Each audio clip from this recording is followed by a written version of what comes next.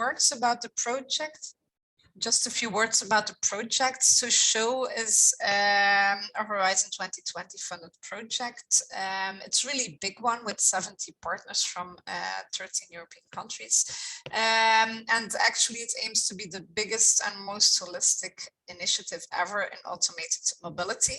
So we have 20 pilots ongoing in 20 cities. So the project will go on until the end of next year. So the pilots are really starting off, which is really exciting. So we will talk about the lessons learned on user engagement and the activities that we do in SHOW that are related to engagement. And then there's also Ride2Autonomy, which is a smaller project, only around 1 year, but it's also dealing with the topic of CCAM and the demonstration of automated vehicle shuttles in 10 pilot sites. And the objectives of this project are mainly to accelerate the uptake of automated vehicles and increase their public acceptance. And to do that, it's about technical validation of safety requirements, for example, but also about the social impact and economical impact and user acceptance. So let's start with the main, the core of this webinar. So just for you to know, this webinar will be recorded so we can share it afterwards on our website. And if you have any questions, please use the chat function. So you will not be able to speak, but you can, of course, type your questions in the chat. And you can do so just while the presentations are ongoing. And then after each presentation, we will notify the participants, the speakers, and pass on your questions. So I will now give the floor to Harriet for the first part. Hello everyone. Thanks, Delphine, for the introduction, also the introduction of the SHOW project. So let me share my slides.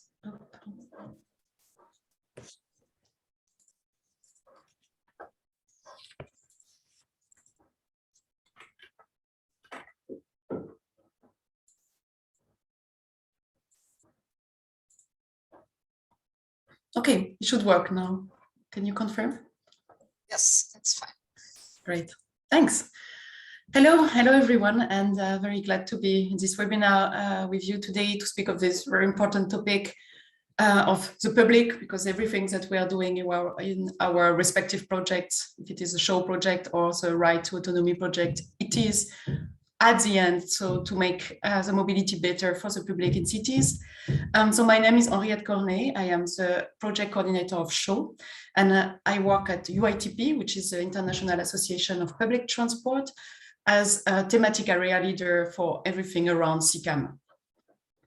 So in my presentation today, I will give you an insight about some studies that have worked on public perception of CCAM, and I will also mention to you some factors that we should consider when we are designing such services. First, let me change something. Some adjustment I need to do. Okay. So first, when we speak about perception, what are we considering here?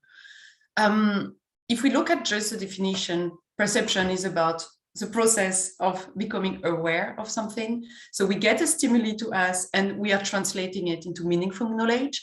And it's also related to public awareness. What you have heard, all of us, we have heard, for example, of such articles in the news, on social media about accidents that may have happened with autonomous vehicles. There were a very recent one in Germany, for example, and always the question, who was in charge of the vehicle? Was it the computer in driving or the human? And some other incidents that may have happened. This, of course, you can imagine, has a very big impact on the perceptions that the public will have on autonomous vehicles, and I will come back to it later. Something else that we have experienced actually in the project that our colleagues have shared with us, that was within the Ride2Autonomy project, when they were deploying a shuttle in Barcelona. They received some interesting comments, I would say, on social media. It's not so much. So if you look at the number, we would say it's really some people, no worry. But if you can read on the slide, you can see people saying there will be job losses because of automation. There will be, it's kind of a part of a dystopic future, and so on. So we can see there are voices, and I'm afraid that in the future these voices will become more and more louder and louder.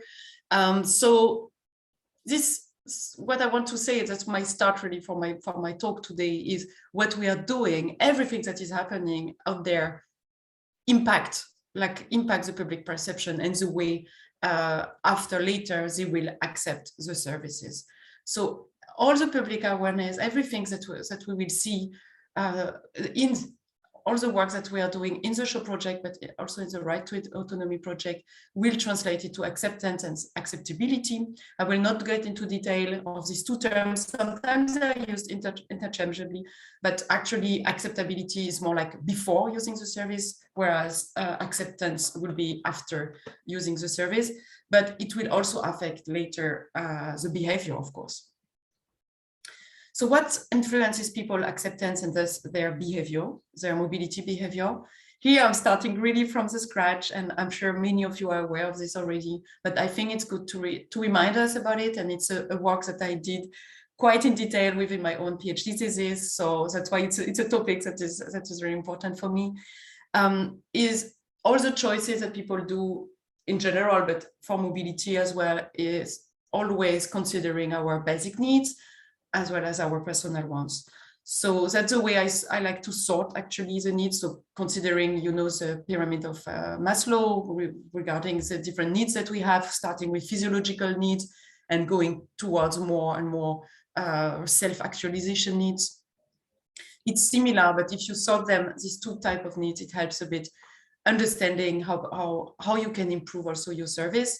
So if you start with the basic needs, it means you will really gather needs that are the same for everyone, like it's a general interest within the city, for example, within a mobility system in the city. If we go to personal ones, of course, it's very subjective. It's really up to individual expectations, and there it becomes a bit more complicated because you will have to understand your population better. I will also come back to this later. I won't spend time on presenting you these slides, but I'll be happy to share it. What I worked on in previous work is really to try to cluster the different mobility basic needs that people have and the mobility wants that they may have, depending on different categories, if it is security, information, even identity, the topic of identity, and more trivial one like distance, convenience, costs, and time, and try to see which are the mobility basic needs that we really need to have. So of course it has to be safe, and that's one of the main reasons why we are doing all our work on automated mobility. It has to be accessible and affordable, of course, the service.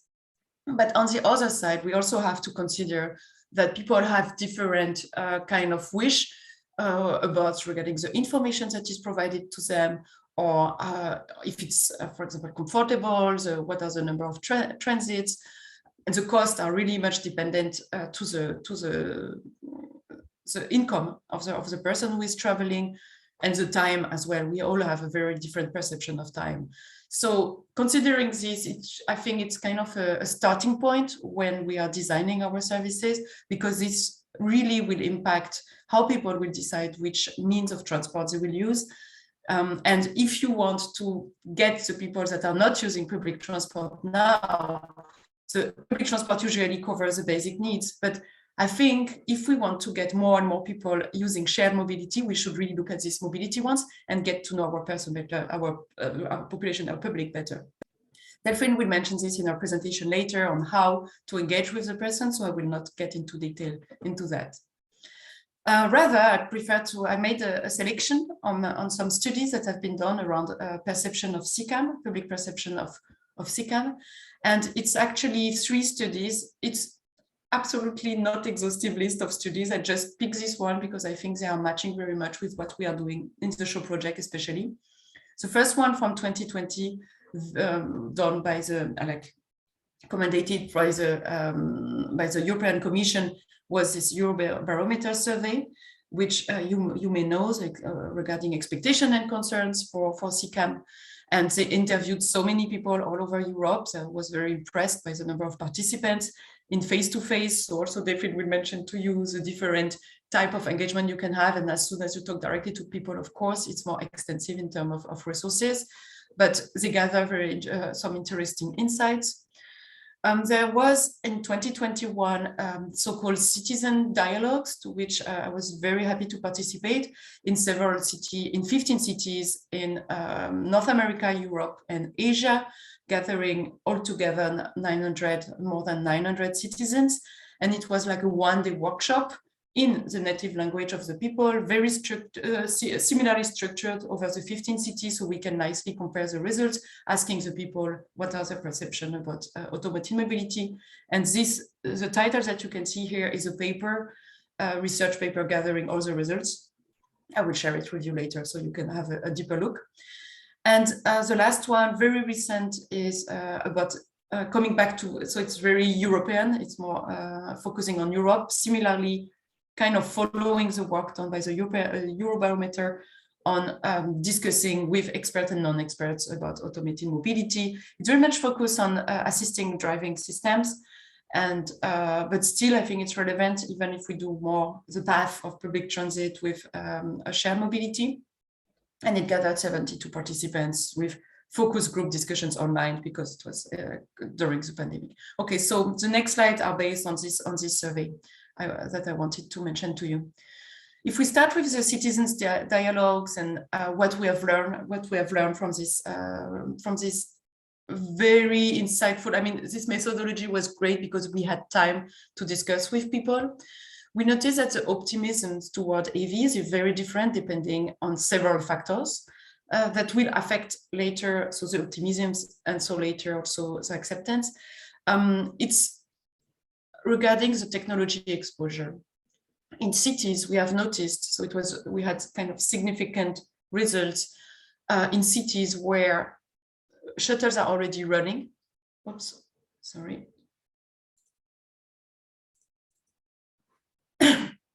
In city where AVs are already running, we could notice a greater optimism.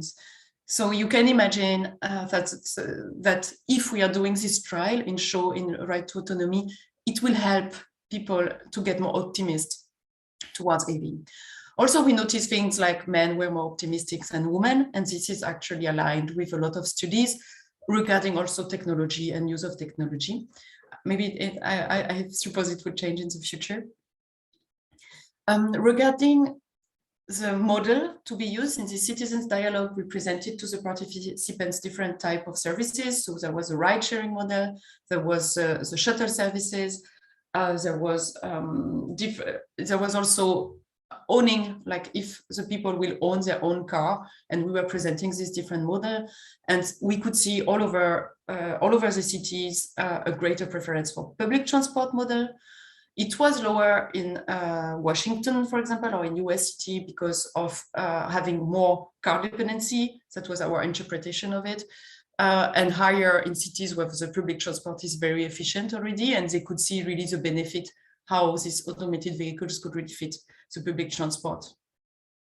Also, we asked a question about what would be the role of government and industry, and we could see that there was a big trust in government, more actually than the transport industry. And I think that's also something that we could leverage on, and in SHOW we are working a lot with authorities, with cities, local authorities and cities. So I think we should use that because people will trust it more if it comes from the government. Of course, it depends from the city to city, and I will really encourage you to read this paper in which you can see all the detail about it. Looking at the focus group discussions, so it's a paper you can see down at the bottom of my slide. What I really found interesting in this one is about the mixed feelings that people had about AVs. And that's something we should also keep in mind when we are communicating to the public. So I keep repeating this, like we are not promoting actually automated mobility, and at least at UITP, we definitely are not promoting this, but we really want to understand the impacts and understand how it can beneficiate the city and the mobility system. And of course, it's mixed, and of course, it's not all black or all white, but it's something in between. And the participants of these focus groups notice themselves that some topics are actually both benefit and a threat. For example, considering traffic, and I put environment because they are linked together. There is this hope that if the system is more efficient, we can have like coordinated in a more efficient manner through the automation. We could have less congestion. But at the same time, having more door-to-door travel, more on-demand travel offers, and so on, or have shuttles where before the people were walking or cycling, it could induce also more travel in general. So it's both. It's both way. The same goes for accessibility. So of course, it's better for people who cannot have a car for some reasons, like they cannot afford a car or they don't have a driver license. So it's positive if there are this service put in place, but of course, how is it in rural areas? They will still be underserved, or how is it to access the vehicle physically? Regarding the travel cost, participants were aware that yes, that they see that it could be beneficial to remove, I don't like to say it this way, but like remove the bus driver, and that the savings made by the operators or the authority could be put somewhere else in improving the service. But at the same time, technology for automation is still very expensive. So now we are not really able to say how it will impact travel costs. Safety and security. Yes, we want to make the roads as the ride safer. And I am myself also convinced that computer will drive better than human do. But there will be new topics coming with, for example, cyber attacks. And this was mentioned in this focus group discussion, as well as the citizen dialogues, by the way. And also, if we look at urban planning, there is this hope that we could recover some space from the cities, but also having more travel and having more access to travel could increase the urban sprawl, which will not be efficient, let's say, in the term of having a city design. So this is also something we should keep in mind when we are, so people are aware of this first, the public is aware of this mixed things, and I think we should be very transparent when we talk about the advantages that AV could have, because it's always twofold. Coming back on more like zooming a bit out, what we can learn from these studies, and other will go in similar direction, is like prior knowledge actually influences positively public acceptance. So the more we do with the public, the better. And here you can see a very nice picture, for example, here down from Austria, and Petra later will tell you more about the great job that they did in Austria, including their local population. And we could see a direct link with this technology exposure that I mentioned before, and optimisms, as I said. So it's really our responsibility to inform the public on the expected benefits, but also being very transparent about potential threats, telling why we are doing this trial, and being very transparent in the decision-making process. What I mean with that is we should avoid to have like a top-down kind of, the vehicles are deployed and people don't understand. And here I'm coming back to this social media comments that we had in Barcelona. Like if people feel like it just came and they don't know why and so on, it can be very negative. So we should really take action and be more transparent why we are doing this trial, and put a lot of effort into social education, into like educational campaign, into social media to tell people about what we are doing, and target really local engagement. I think that's essential, because that's something that Delphine will mention to you. The users are very different from place to place, and you need to talk to your users, so to say, to your people. So that will be, I'm approaching the end of my presentation, but something I think we could also leverage on is the fact that for now, and at least in Europe, AVs are associated with shared mobility, meaning in the study, it was in the Eurobarometer study, as well as this focus group discussion, they showed picture of automated vehicles, and they asked how people relate to that, and what sounds automated to them, and it was always for them like these shuttles was the most, the ones they associated the most with shared mobility. For us, is great. Like for us working in shared mobility, like this SHOW and Ride2Autonomy partners, we should really use that, because also, and when we ask why to the people, it was really because they have seen them before, or they have even used one. So what we are doing with all these pilot activities will help keep this kind of mental models that people have, saying that automated mobility is shared. Also, they say, like some quote was that the shuttle was perceived as the most ready type of connected and automated vehicles. I'm not sure it's the case actually, but I think we can still take advantage of that, and we can still use that for us to work on shared mobility and make it even more ready, so to say, so that the people keep that in mind, and we don't push them too much in the direction of, for example, that their own car could be autonomous and so on, which could create new problems that I've mentioned before. To go further, so I am at the end of my presentation. My slides will be shared, and you can have a look at what we are going on the SHOW project. So we have a survey ongoing, and like a priori and a posteriori survey. And we have also a deliverable. For example, you can check on our website. The website is not here, but it's very easy to find. We have some deliverable really presenting our ecosystems of stakeholders with their needs and wants, what I mentioned before. And we have also a podcast in the SHOW project, to which you can learn more about citizen needs, for example, or something more about the vision of automated mobility. And of course, I really encourage you to listen to the episode with Delphine for continuous citizen engagement, for the great work that she's doing in SHOW, and you can have more insight there if today's webinar is not enough, so to say. Here's my list of references, but it's just for your information.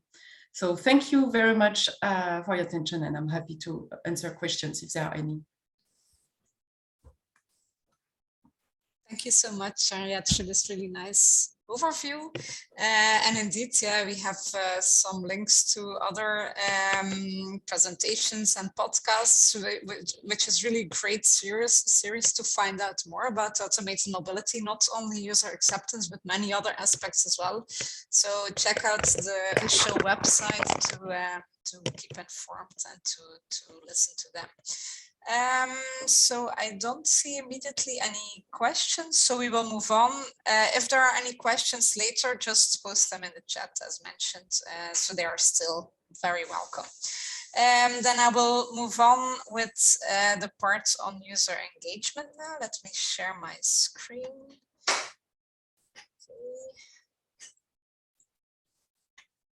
I hope it is okay. Yes, it's perfect. Okay, perfect. So yeah, as Henriette already mentioned, we have the topic of user acceptance, but engagement is really also very important in order to increase acceptance, to enable acceptance. So looking at all these different types of new mobility services, well, considering automated mobility, it's really a disruptive change to our mobility system as we know it, and it can bring really good benefits in the future, like making transport more affordable, more safe, more sustainable, and so on. But of course, we do need to overcome certain barriers, and there are many. There are legal, technical barriers, and so on, but there's also the user acceptance. And that will be a major factor in determining the uptake and the use of automated vehicles. So when we develop such new mobility services like CCAM, we need to really ask ourselves, is this what people really want? Is this what they need? Is this what society needs? What will be the impact? And how can we ensure that the impact will be positive? So this is the reason why we think it's really very important to involve citizens and stakeholders when developing new mobility services, because the needs and requirements of all different kinds of stakeholders are not per se aligned. And also we have the end user, so the needs might be conflicting. So we need to involve as much as possible everyone in the development to make sure that the services answer to the real existing needs and yeah, and lead to acceptance and adoption. So when you involve citizens in the development of such new services, there are many advantages. They can give input, so solutions can be customized to their needs. It can also take into account specific needs of special target groups. Think about persons with reduced mobility, for example. So end users can give really excellent input in R&I to validate also research results and so on. And ultimately, this will also positively impact the market uptake. So it's really a win-win situation, both for the end users and for all the other actors involved. So I will, in this presentation, mention what we did or are doing in the SHOW project, mainly dealing with end user and citizen and stakeholder engagement. So we have done, or we are doing, user acceptance surveys, as already mentioned. We are also organizing ideathons and hackathons. I will later show you a bit more. Tell you a bit more about that. And we also have all our pilots developing customized engagement strategies. So we'll go through these different things in my slides. And yeah, just to note that this is how we are doing it in SHOW, but this approach is really also transferable to other projects introducing CCAM, and even to other projects dealing with the introduction, development of new mobility services in general. So let's start with the surveys. So in order to get a better idea on people's acceptance, both before and after and during the use of the automated vehicles, we have launched a series of surveys. One of them is about acceptance before use, a priori. So this is actually still ongoing, and you can see the link here. So I will really invite all of you to check it out and to fill it in as well, because we want as many responses as possible from all kinds of people, experts and non-experts.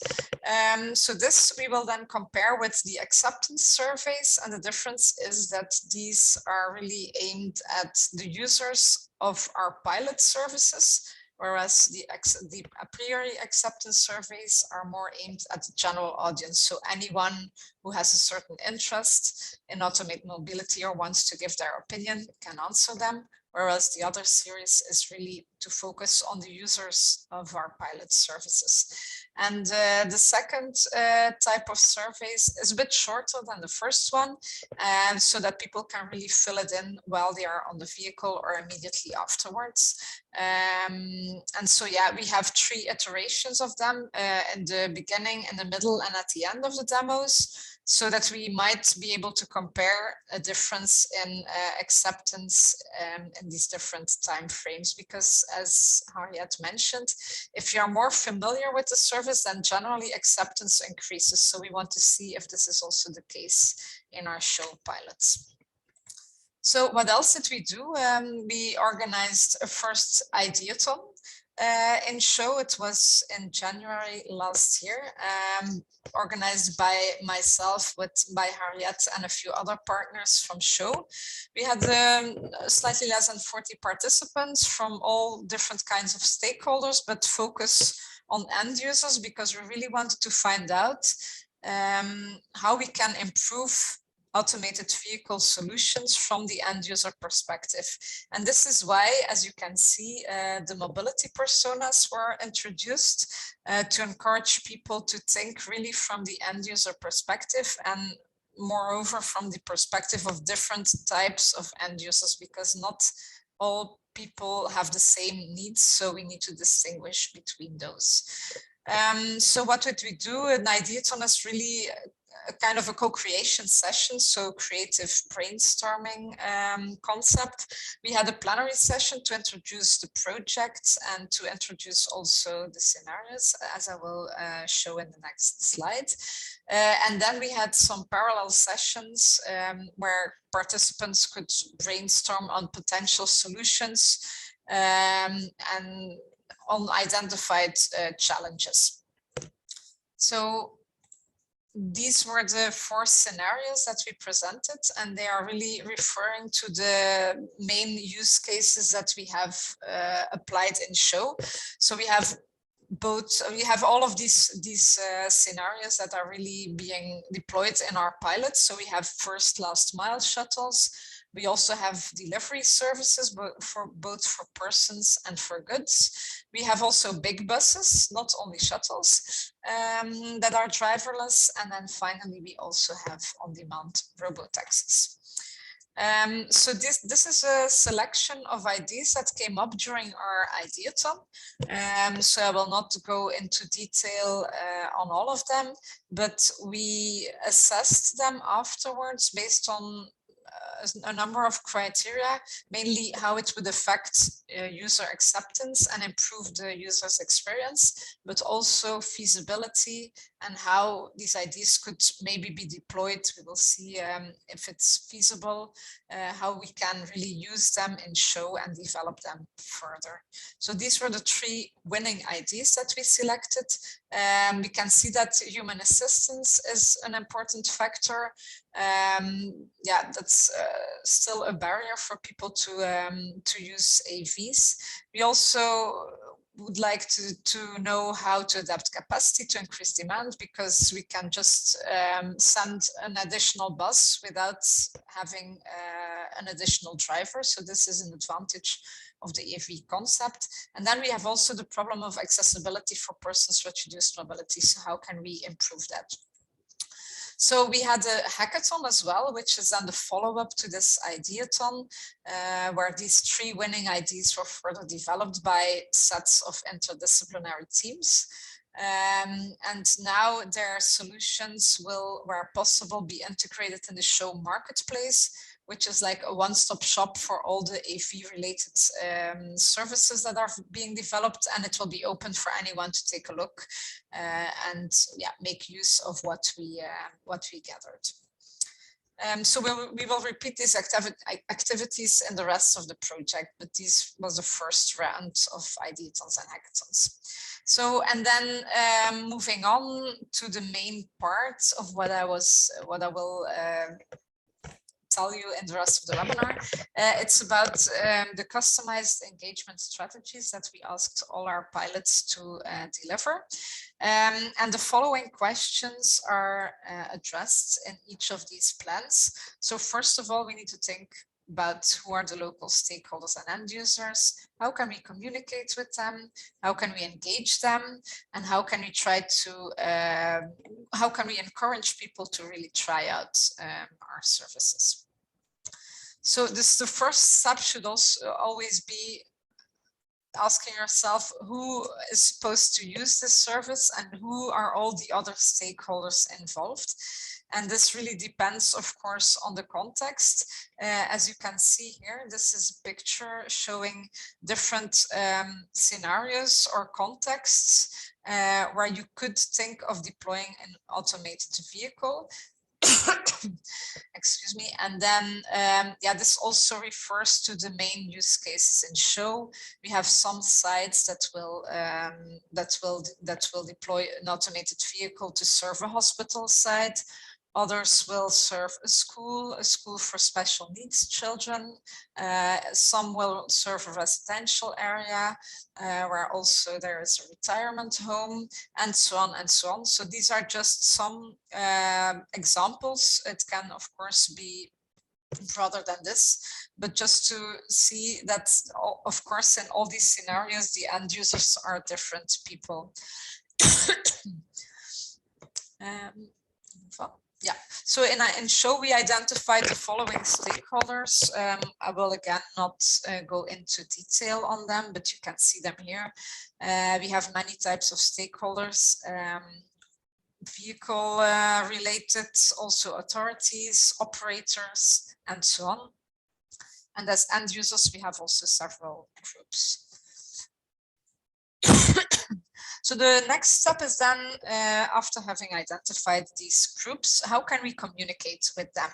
And of course, there's a lot of different communication tools that are available, depending on the context. Then you have to, again, go back to the context and see what is available. And also really important, which intermediaries can help you spread the message, because you will not be able to do it by yourself. If you can collaborate with the local municipality, for example, they have their own communication tools, you have social networks, and so on and so on. So the idea is to really deploy a variety of tools to inform people and to target also your campaigns to the end users you want to address. So here are some examples of what we did in SHOW. It's very diverse, but I will not explain all of this because we have our pilots that will explain in more detail what they did, and it's a lot. But you can see here stickers, flyers, integration in route planners, newspaper articles, events, and so on and so on. So the first step is informing people, but we wanted to do a bit more in SHOW. We also want to engage people.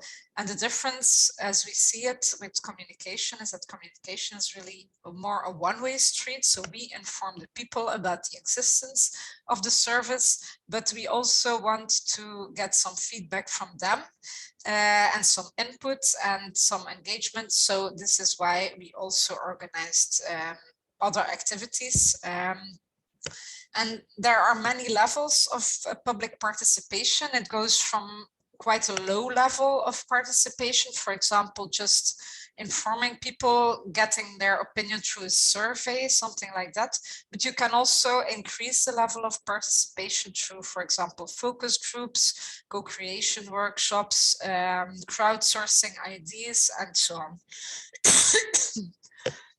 So as said in SHOW, we have deployed, or we are deploying, a variety of activities from different levels. So the surveys, we have the ideathons, the hackathons, we have a lot of focus groups, we have tryout sessions, and so on.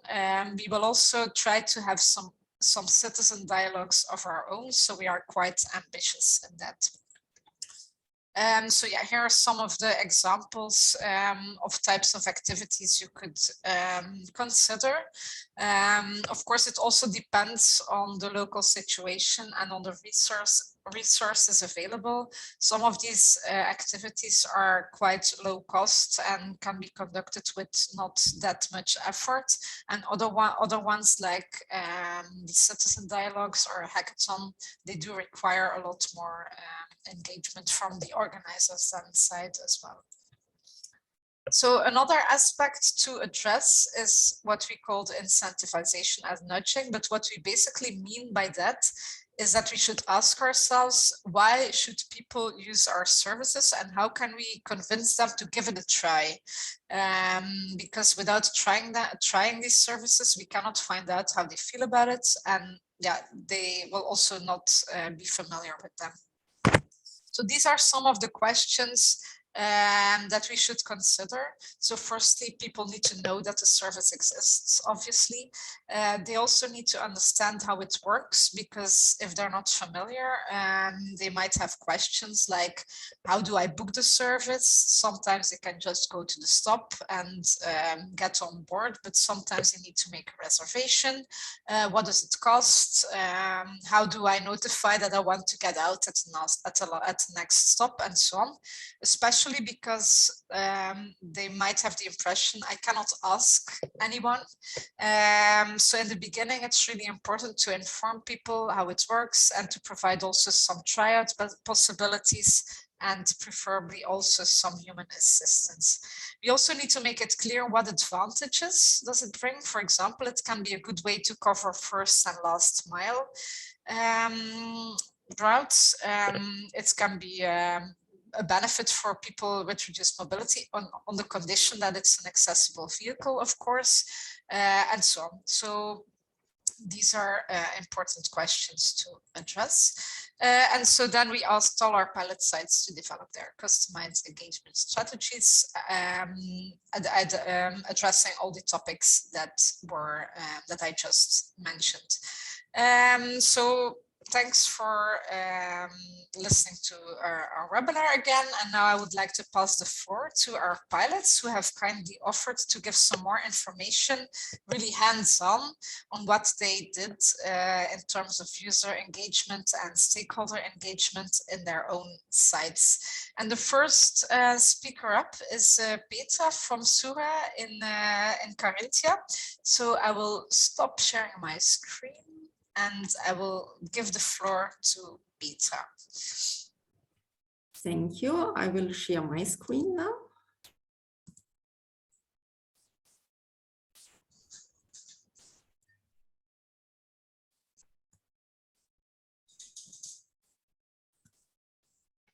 So I hope you can see it. As mentioned already, my name is Petra. I'm from the project Sura and I'm representing the demo site Carinthia. I was invited to give you a short overview about our user engagement activities here at our demo site. As you might know, we started a little late in the project, so we had our official opening of our demo site on 1st of October 2021. For this occasion, we invited the EU Commissioner Johannes Hahn. As you can see on the picture on the left, he is in the middle, standing. Actually, it was his first ride on an automated shuttle.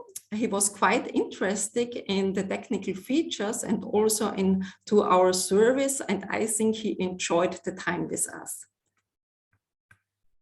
So for this occasion, when we are hosting an event, we are always sending out a press release, and we are also inviting the local TV team and also the radio team.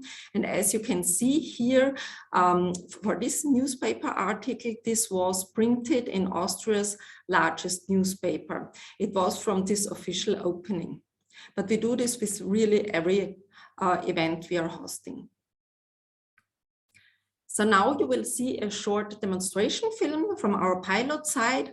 And also when we are hosting an event, we always have a camera team on site. So they will film this event. Then so we can use this film material for like such a demonstration film, but also for marketing material and also for our social media.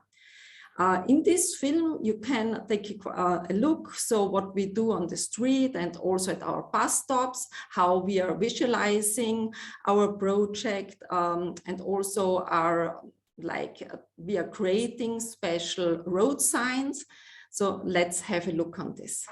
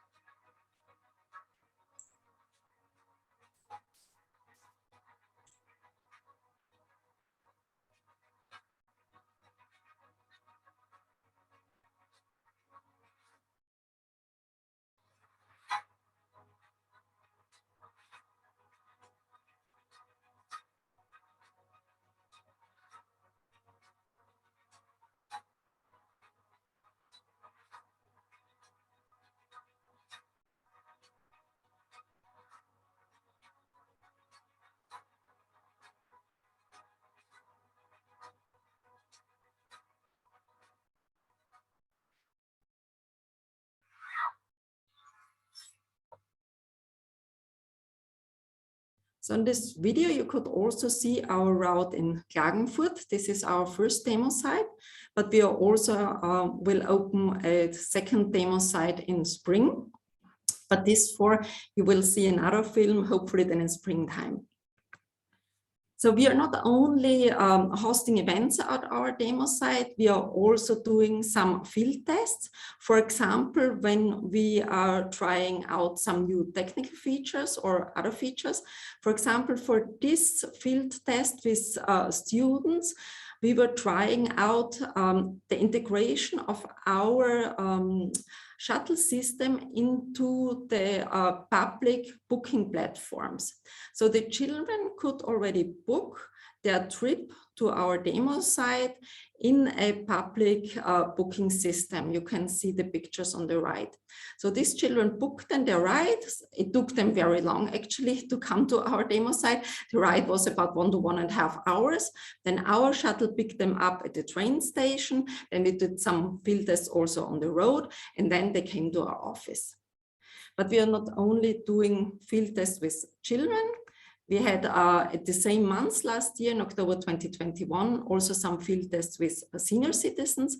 The senior citizens have been locals, and the main outcome of this field test was that they would like to have an extension of the route here in Börtschach. So, but we are not only hosting events and also doing some field tests, we are also participating at fairs. So what we discovered is that it is quite a good opportunity to reach out to end users when we are participating at fairs. For example, this was the Motion Expo this year in March in Graz. So we brought our shuttle there. And what we see is that there are a lot of visitors. There are really thousands of visitors at such a fair. So for example, I think there in Graz have been about 40,000 people. So we can reach not only hundreds of people, we can reach thousands of people. I think at this fair, we had about 1,600 visitors. So the people can get into the shuttle, we can talk aloud with them, because we noticed that the people are hesitant, they have some concerns. So we can have really a lot of discussions with them, and we can reduce those fears.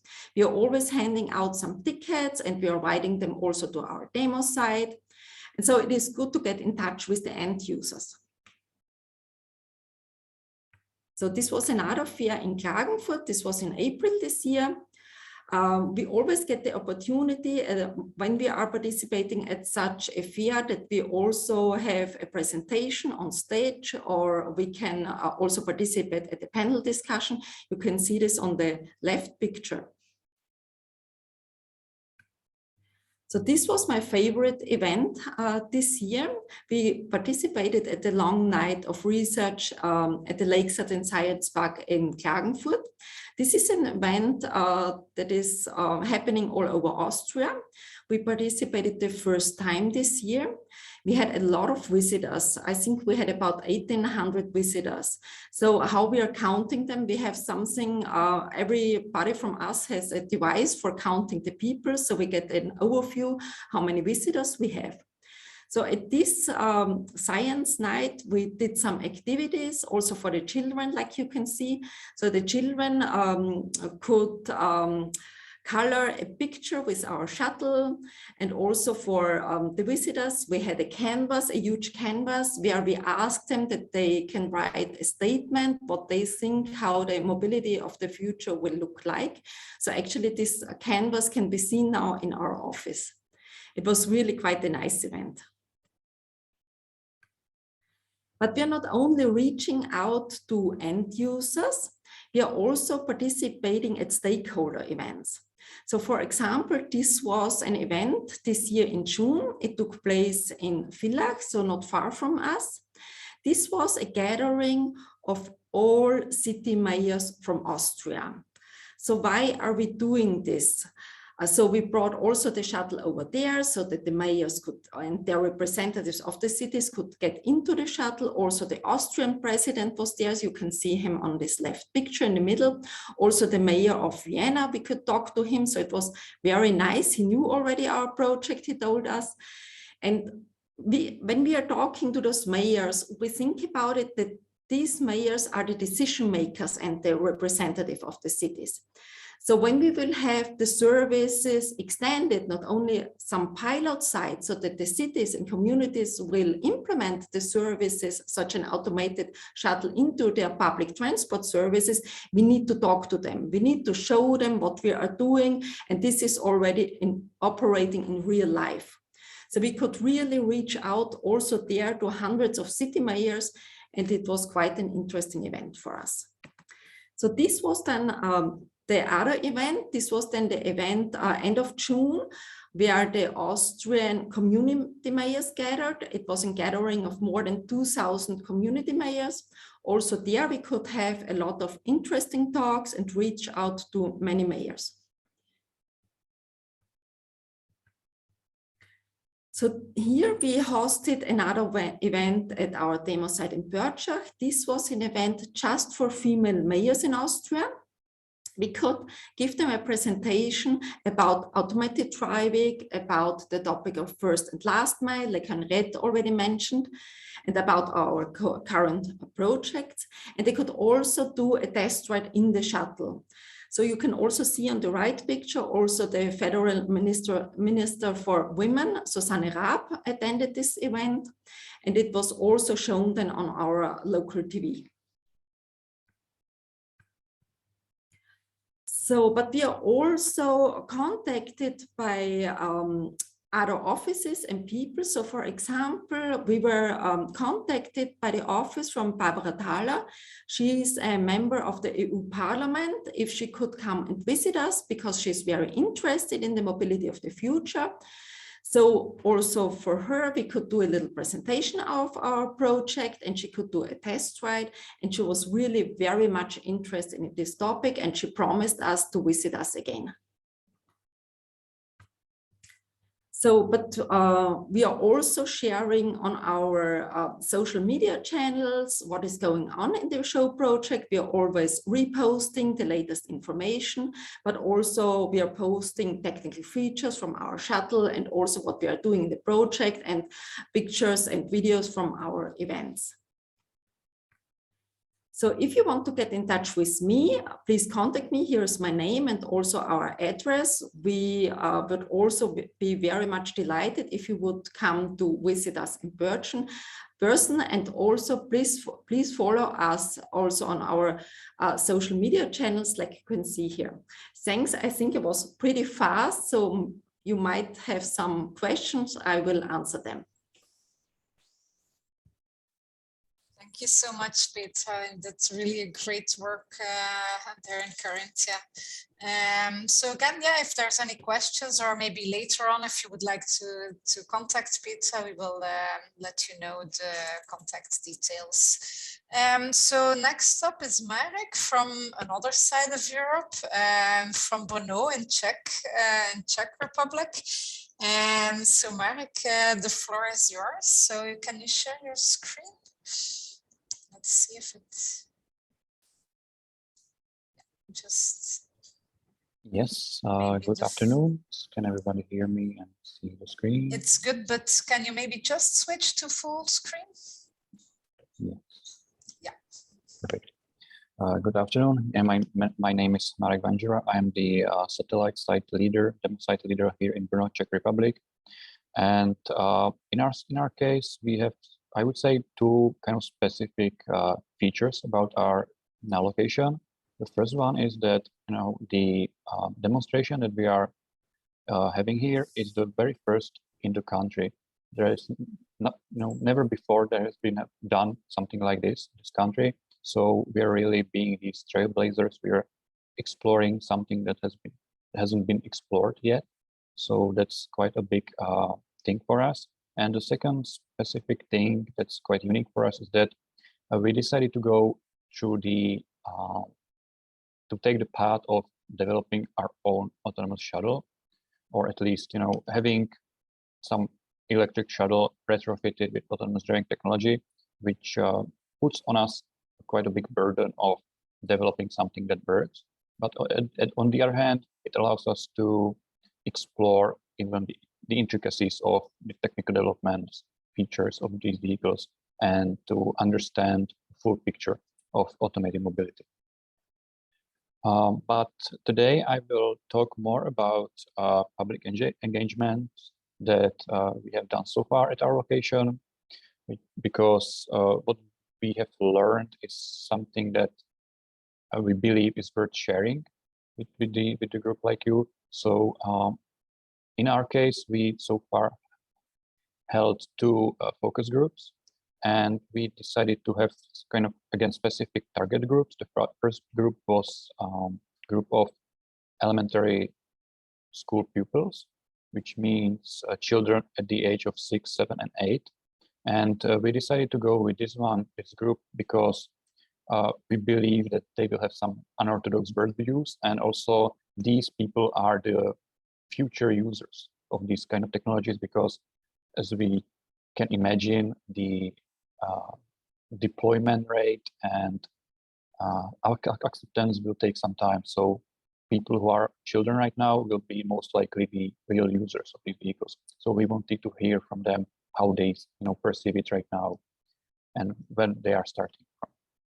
And the second group was focused on professionals active in autonomous vehicles field. So we wanted to understand the more, I would say, more aware opinions from people being active in this. Marek, excuse me, but are you moving your slides, because we are still on the first one? Yeah, I'm moving the slides. We still see the first one. Okay, let's do it again.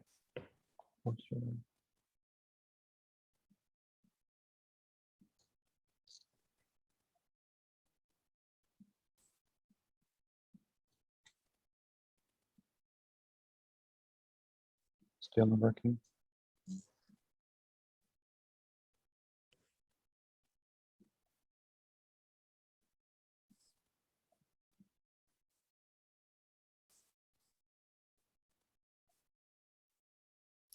I think maybe you should switch the screens. You have a button on top of Zoom. And then you need to switch. Do you have a second screen? Probably yes. I don't, that's just one screen. Okay, that's one. You are still on the first screen, Yeah. right?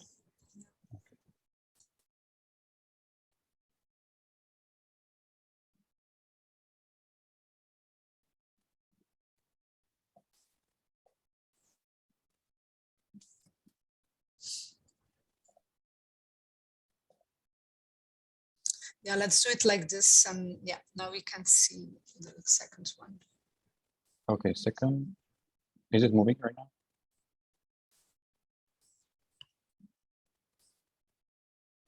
Okay. Yeah, so speaking of the first group, the children one, we were surprised by their, so to speak, tech optimism, which means they were very much open and enthusiastic about autonomous vehicles and automated technologies in general. They, I would say, generally expressed very much, very big interest in it, and they really were engaged in talking about it. They were willing to share their ideas. They were open to express their visions, and they really considered these kind of technologies as something that is part of this world, and it wasn't really something out of science fiction. Interesting observation was related to children from wealthier families, because we had children from several schools, and one of them was located in a relatively wealthy neighborhood. And it turned out that these children, because their parents own electric cars, for example, Tesla and so on, they already considered autonomous driving as part of their life, and they considered electric cars, electric vehicles, and all these advanced technologies as something that's totally natural. So they didn't even question it and were really enthusiastic. And another thing that is related to what was, for example, Andrea talking earlier today, that boys were usually more enthusiastic than girls about these technologies and these advancements. I will try to move another slide, which summarizes the findings from experts. Yeah, but it's still stuck on the second one.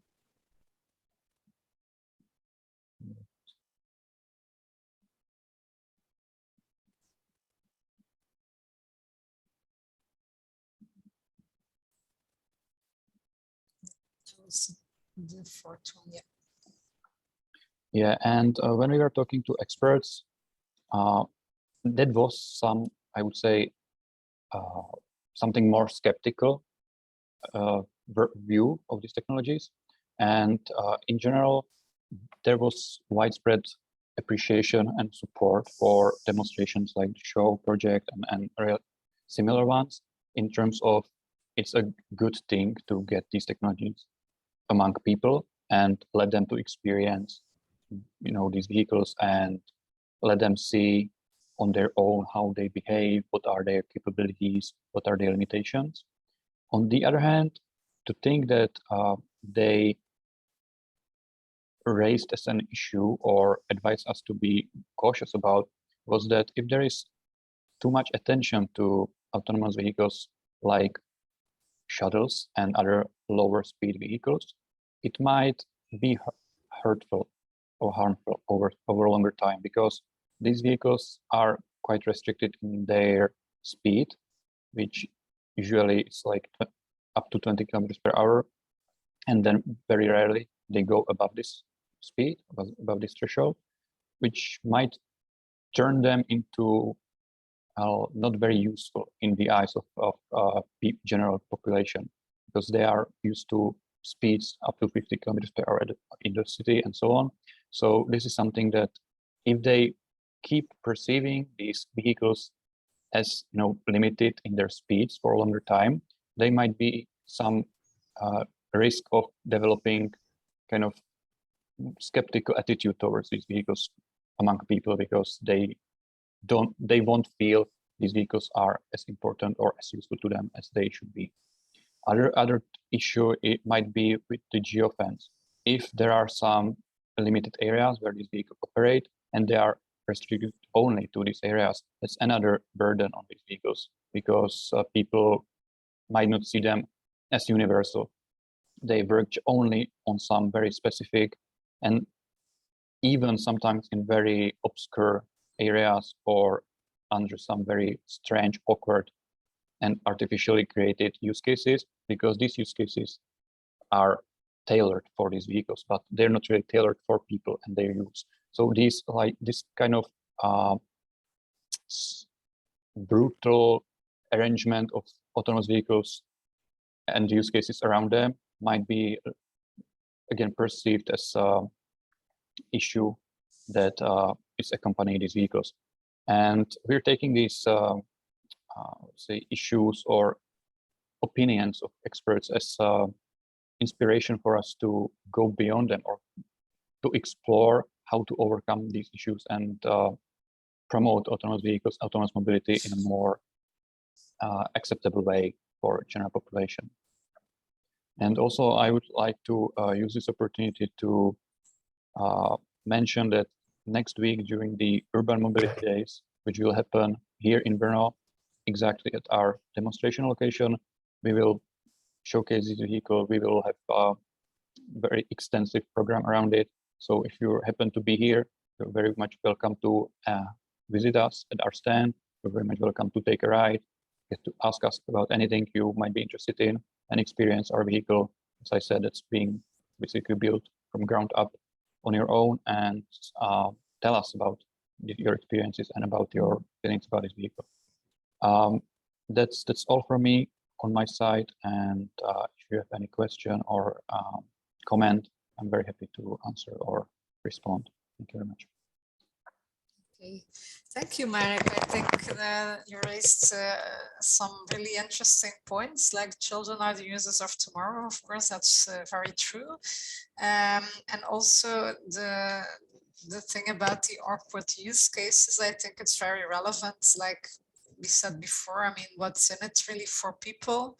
Why is it useful, these services? Otherwise, yeah, it doesn't really make sense to put them there. So thanks very much. I do see in the chat we have one question.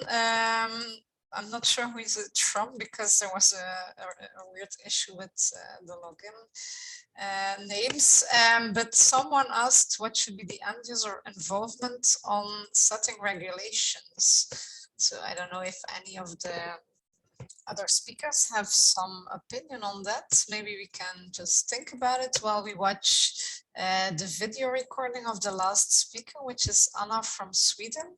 And then we might come back to this question after the video. If that's okay for everyone. We can also have some comments from other people in the chat as well on this or any other topic. Emilia, can you start to record? Hello, yes, I will share my screen to present the pre-recorded video.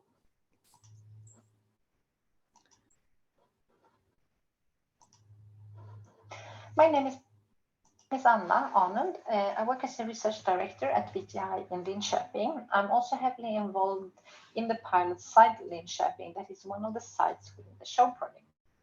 This presentation is about user engagement, and I would like to present what we have been doing in Linköping to engage users and to get more passengers on board, but also to learn more about their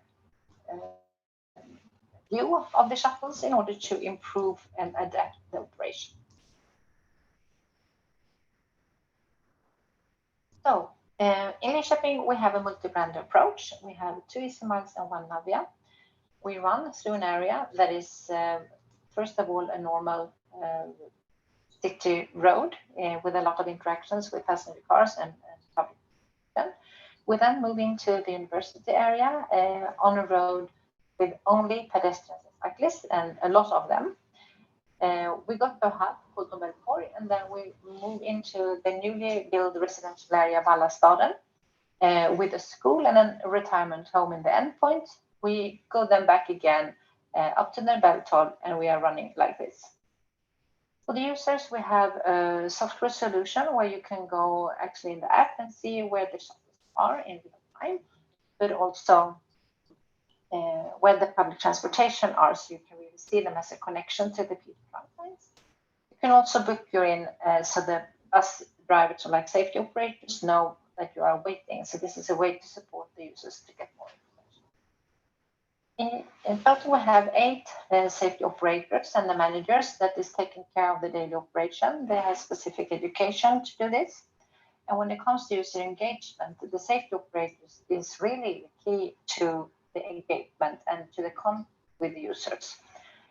So I really, the recommendation would like to say that engage with them, get to know them, and make sure that you have the same view of what you would like to achieve. You can see 2 pictures of this part of Vallastaden, just to get the view. So, what is user engagement? I had a look into the picture, and honestly, I think that a lot more is needed when it comes to research into this area. But I think 3 things are important to have in mind. First of all, you need to identify who is the user at your side. And then you need to think about what to do, to engage them. What do we really want to engage them in, I should say. So it's like, is it only to make them run or like go with the shuttles, or is it to actually also get their view in order to improve the operation? This is something that I think about beforehand. I also think it's important to take their perspective on it. What is it within for them to engage? And that means that if you ask people for things and get their wishes and experience, then of course you need to also take actions in that. Otherwise, you will only do this once, because then they will not trust you. So I think these 3 points is important to have in mind. So if you're looking into the traveler's perspective, then the first thing you need to ask yourself is, what do the travelers actually know? I mean, of course, they see the shuttles, but what else do they know? I mean, they can go into this map that I showed before, and they can see where the shuttles are. But if you don't have an app or like a mobile phone even, how do you then know? I mean, of course, you see them still, but you also need to have some sort of bus stops or information to read from a physical point. In Linköping, we have decided to go for distribution. Then you need to think, as I said, about what is the target group at your side. And in Linköping, we have, those groups. So first of all, we have the endpoint at Vallastaden, that is the elderly that live at the retirement home, but not only those living there, but also their relatives that comes on a daily basis to visit them. And the distance to walk from the PT trunk lines to this elderly home is about 300 meters, and that is very far to go if you have mobility problems. Then we also had the children at the school, and then I said the children in general, but we also have a specific class at the school with children with disabilities, and we would like to have an operation that could improve the independent, safe mobility for both children in general and children with specific needs. For the other part of the route at the university, we have in mind that we would like to contribute to the fact that people avoid using their car going to the university in general. So it's also here the first and last mile to the public transportation trunk lines. So the commuters to and from campus is a very important target group for us. And most of them are up to now not using the shuttle. So we need to engage them to use them more. I'm saying this because user engagement is not then only about those already going with the shuttles. It's also those persons that we would like to use the shuttles. So the students and the teachers, of course, they are among the most frequently used as it is right now. And then, of course, citizens in general with special needs, because we would like to improve operation and in the next phase also move maybe to more city center site. So up to now, we have 7,439 passengers in total. This was August 2022. And despite the fact that actually the operation started the week before COVID lockdown, this was of course very demanding for us as it is for all the other sites in the SHOW project. We kept on driving the shuttles even though we were not allowed to bring on passengers. We did this just to make sure that we fixed all the technical parts. That was good from a perspective, but it has been very demanding to handle this afterwards, because as people in this area, they learned that they were up and running, but they also learned that they were not invited to go. So we have been putting a lot of efforts into the operation the last year to now invite people and bring them home. And here again, the safety operators have been really the core group behind this, but also that we have pointed at some dedicated persons that really involved in the work to bring them back on the buses again. So what have we then been doing? I will just give you some examples now of what we have been doing in relation to the target group that I pointed out before. So if we start with the children, what have we been doing? We have been going with children to school. We have been arranging drawing competitions. We have been doing focus groups and discussions. So there is really a battery of things. So I think that a mixed solution is needed, and it's really running with the shuttles, invite children to discuss and to also do drawings, because that's a very good way of capturing the children's view of the future. And if it's also possible to do this after they have been going, then it's really a good thing. We have also tried to engage the user to understand what is good and bad. And here I think that listening to the safety operators and the questions they achieve is really a good thing. So going by the bus is not, using the bus and engage them is not the only thing. We also need to understand how is the infrastructure looking. So for example, this is one of the bus stops at the mobility hub in Nobeltorget, and here we have to build a specific ramp to make sure that people with wheelchairs can get on and off. But we can design things like this, but then we also need to evaluate what is really in this case, elderly people's view on this type of bus stops. So we have been setting up focus groups with the elderly and doing interviews, trying to understand is this good or bad. So if you do things, you also need to evaluate them. And that's a way of engaging users. We have also put up simple things like screens in the shuttles where the travelers are encouraged to really rate their satisfaction in a simple way. So just touch on the smiley that corresponds to their view of the driving. So we get this continuously. So we have more than, I think, 1,200 answers right now. And it's a good way for us to understand what's bad, what's good. And then we can also match this with, of course, the quality of the operation. So this is also a way of engaging them when they are on board, of course. We have also done some specific work with university students. And students in Sweden, they are very happy about fika, you know, the coffee and the cake, but also they need money. So incentives is also a good way of working here. So during the kickoff for the university start, we have invited them to go. We have made the buses available for them. The bus drivers have been like very inviting. We have arranged fika with balloons, coffee and cinema cakes, inviting them to come on board, to talk to the safety operators. So we like set up events for this. We have also recruited 10 super testers, and they received a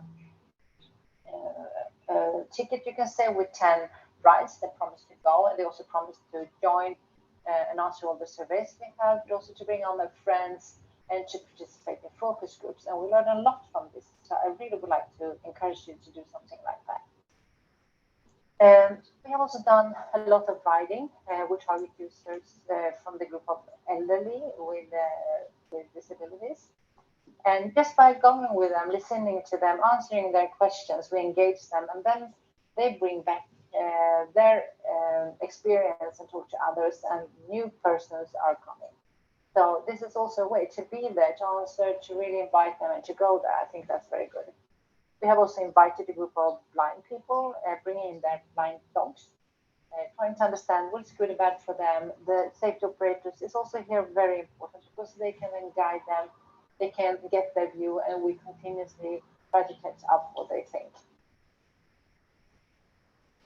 I also think that even though the site is like limited when it comes to who can engage, we need to find the citizens that we also would like to engage. So it's not like normally maybe going to this area. So what we have been doing is to moving the bus to potential users. We let them try. We talk to the, I mean, they can talk to the safety operators and the researchers that have been on the place. So what you can see here is different events in the, I mean, city party that was held this autumn, honestly, already. We brought the shuttles down to the city center and invited everyone to come, and we had so many visitors, inviting them to come up and ride.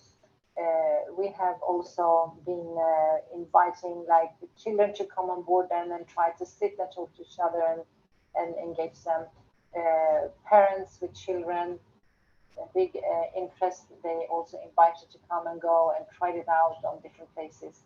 We took the shuttle to the school in Vallastaden and put it on the backyard, serving new wine and ginger cakes before Christmas. The children have so many questions to the safety operators. And that's also a great way of doing it. I think also that engagement is about dissemination events and visits. So we have really an open mindset. So as soon as anyone would like to come and go, we welcome them. Here you see some photos from the French embassy that has an interest to come. They were visiting our kit provider, Trafiken, and then of course we take the opportunity to show it works. And since the shuttles are French, we were happy to invite them. We also have like events. As soon as we have a new stretch on the path or like the route, we have set up events and invite people to come and try and point and learn how it is. And we try to continuously collect those sort of questions that the user have, trying to understand what is really their questions, because that is also mirroring out to some degree the engagement and the lessons learned that we can collect. So this is just a list of things that we have on our frequently asked question list right now. So I think my time is running out, and I just would like to summarize, like user engagement is nothing that is happening by itself. There is no shortcuts. You need to engage to achieve user engagement.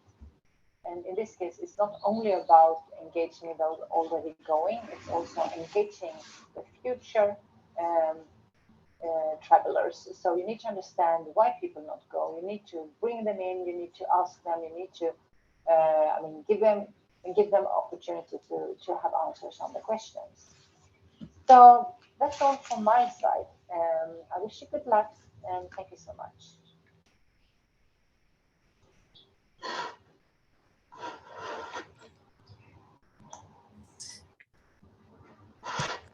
So we have reached now the end of the video and also the end of our webinar. I hope you found it interesting. Just coming back to the question of end user involvement on setting regulations, I think it depends personally. I mean, I'm not sure what was meant by regulations because it can be really broad. I think, for example, but just in general, that the end users, the impact on end users should be considered in regulation. Like, for example, their safety must be ensured, obviously. But yeah, I'm not really exactly sure what was meant. So maybe, yeah, this person who asked can clarify a bit more. Otherwise, I don't know if there are any more questions. I don't see any immediately. So I do hope that you found it interesting. So I would suggest that if you would like to stay informed about the publication of the slides and the recording, that you send me an email. I wrote it in the chat because yeah, there was as you have seen, there was a bit of a problem with the registration, the naming. So we are not really sure who attended the webinar. So please let us know, and then we will inform you when the recording is ready. And of course, if you follow the SHOW project and or the Ride2Autonomy project, we are of course on social media, on LinkedIn and so on. So feel free that to join us there as well and follow our work. And in the meantime, I see in the chat it was meant safety regulations. Yeah, well, I think this is really a good way to conclude. Yeah, we should not forget the end user's perspective. Indeed, it's focused. Yeah. In this sector, there's really a focus on technology, but we need to remember the end users in the whole story. And also not only the users of the service itself, but also the other road users, which is indeed what we are doing also in our projects. And the technology is being developed. So of course, this is exactly what we are also encountering during the pilots and see what's needed to make sure that these end user needs are always taken into account and not forgotten. So I hope that clarifies a little. Thanks everyone for attending, and I wish you all a very good rest of the day. Thank you. Bye-bye. Thank you very much. Thank you all. Bye-bye. Thank you. Bye. Bye.